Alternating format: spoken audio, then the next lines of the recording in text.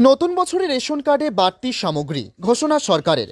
প্রধানমন্ত্রী নরেন্দ্র মোদী কোভিডের সময় থেকেই প্রধানমন্ত্রী গরিব কল্যাণ অন্ন যোজনা চালু করেছিলেন। এটি রাজ্য সরকার এবং কেন্দ্র সরকার দুই পক্ষ থেকেই চালু করা হয়েছিল। যদি আপনার কাছে রেশন কার্ড থেকে থাকে তাহলে গত 2020 সাল থেকে আপনিও কি ফ্রিতে রেশন পাচ্ছেন? তাহলে এই প্রতিবেদনটি আপনার জন্য। 2023 সাল শেষ হয়ে আজ নতুন বছরের দ্বিতীয় দিন। এই নতুন বছর আসার আগে থেকেই মানুষের মধ্যে থেকে একই প্রশ্ন বারবার উঠে আসছে। এতদিন ধরে মাসের পর মাস বিনামূল্যে রেশন ঘরে বসেই তুলেছেন, তাদের মনে এখন একটাই প্রশ্ন, আর সেটি হলো নতুন বছরে কি বিনামূল্যে রেশন মিলবে?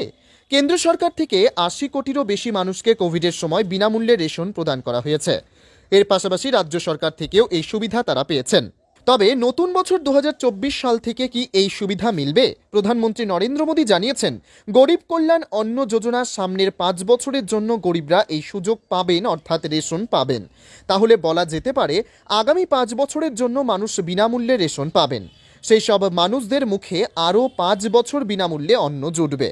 80 কোটির বেশি মানুষ কেন্দ্র সরকারের পক্ষ থেকে চাল ও গম পাবেন। তবে এটি শুধু কেন্দ্র সরকার নয়, এই পরিষেবা পশ্চিমবঙ্গের রাজ্য সরকারের কাছ থেকেও মিলবে। এছাড়া আপনাদের যদি অন্ন যোজনা রেশন কার্ড থেকে থাকে তাহলে প্রতি পরিবার 21 কেজি চাল এবং 14 কেজি গম বিনামূল্যে পাবেন। তাছাড়া যাদের অগ্রাধিকার প্রাপ্ত বা বিশেষ অগ্রাধিকার প্রাপ্ত রেশন কার্ড আছে তারা 3 কেজি চাল এবং 2 কেজি গম বিনামূল্যে পাবেন। আবার এদিকে যদি আপনার কাছে RKSY ক্যাটাগরির রেশন কার্ড থেকে থাকে তাহলে এই নতুন বছর আপনি 2 কেজি চাল এবং 3 কেজি গম পাবেন। অন্যদিকে যদি আপনার কাছে RKSY রেশন কার্ড থেকে থাকে তাহলে 1 কেজি চাল এবং 1 কেজি গম পাবেন।